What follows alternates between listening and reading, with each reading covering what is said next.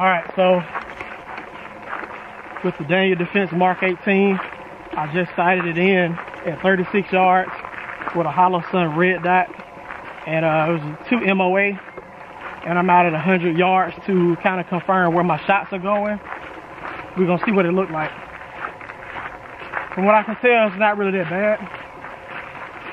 Right here, you look at it, I first came out here, I was shooting at 200 on the steel, and it's a 12-inch target, but I'll talk about that in a minute. So my first shots were these 3 shots at a full-size silhouette target. I was actually aiming right here, center mass, but you got to kind of, you know, take into account that it's a 10.3-inch barrel, and it's going to affect the trajectory of where your 5.56 round is going to hit.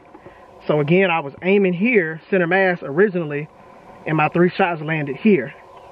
So I had to kind of, I didn't make any adjustments, so I went back and I aimed around in this area, which is a little bit low, and this is where my shots hit. All these 3 shots. So I had a better grouping.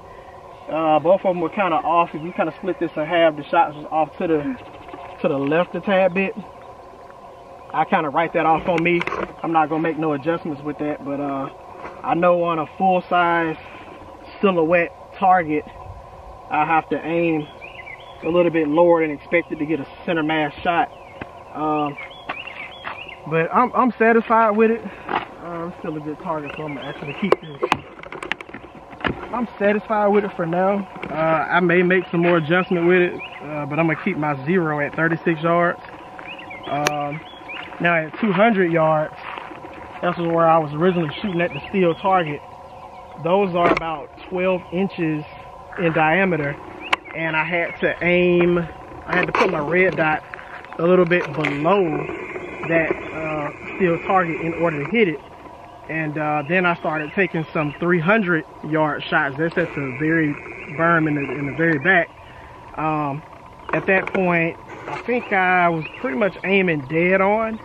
I think I was hitting it. I seen some dust coming up, but I knew out of maybe several shots, I could actually hear it from a 300 yard distance.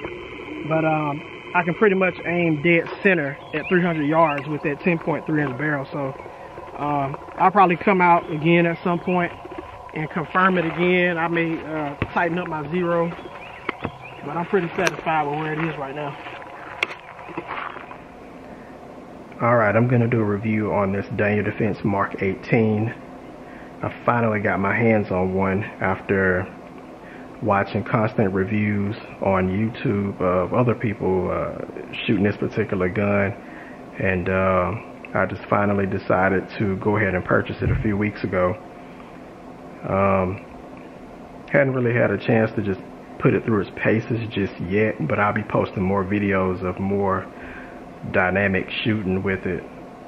But I'll kind of go through the things that I put on here from the front to the rear. First and foremost, I had to put a muzzle brake on this gun because it being a 10.3-inch barrel, you get a lot of recoil, and it's kind of hard on some of the factory parts. So I just wanted to be able to go with a muzzle brake so that I can have better follow-up shots. And it is a VG6 Precision Gamma.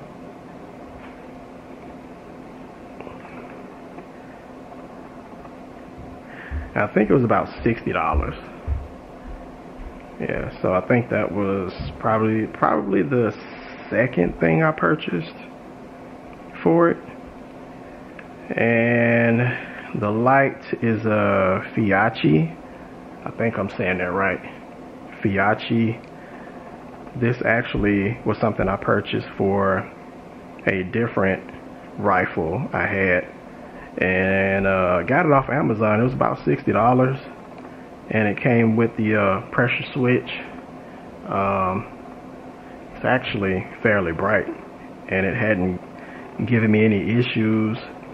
So I mean, I could have got a Surefire or something like that, but I was like, some things you can cheap out on.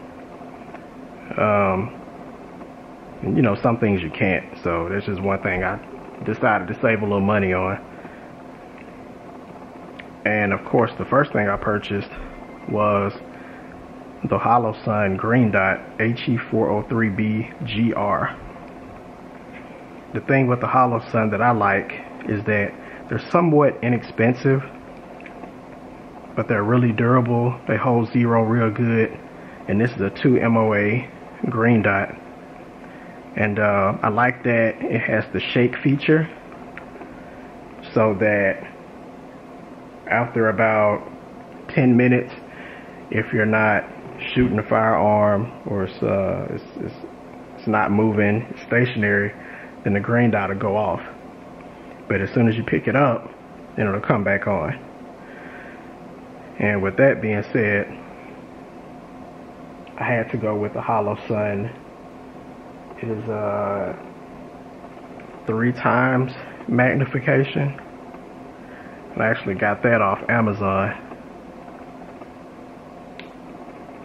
You know, so that I can shoot at distances up to, you know, 100, 200, 300 yards. So that works out pretty well. I actually had it at the range and been shooting it, sighted it in for 36 yards. I may end up changing it to a 50-yard zero. Not really sure right now, but I don't know. I'll play around with it and see what my holdover is at those distances. I got a Magpul hand stop right here. I actually got this thing. I thought it was black, but it was gray, and I figured maybe at some point I'll take it off and paint it black, but it's not that big of a deal. Whatever. It's not a trophy gun. What else? It came with the Law Tactical adapter with the SB brace,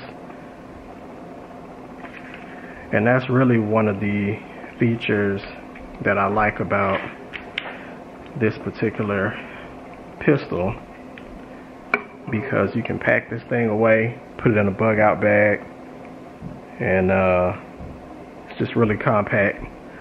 You can flip it out. You don't have to press a lever to flip it back out, and you're ready to go. I also got a 2-point sling.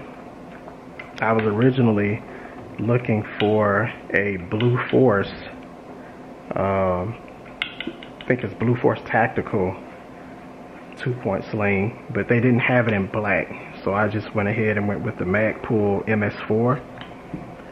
And the thing I like about this is that you can detach it, pop it in right here, and turn it into a 1-point sling. Now, I'm not a big fan of the 1-point sling, but I mean, at some point you may actually have to use it, depending on what type of gear you have on and all of that type of stuff. But it's really good to have options. So, but that's really all I've done to it. Soon I'll probably be throwing a can on there, and that'll probably be it. I don't want to add too much weight to this thing.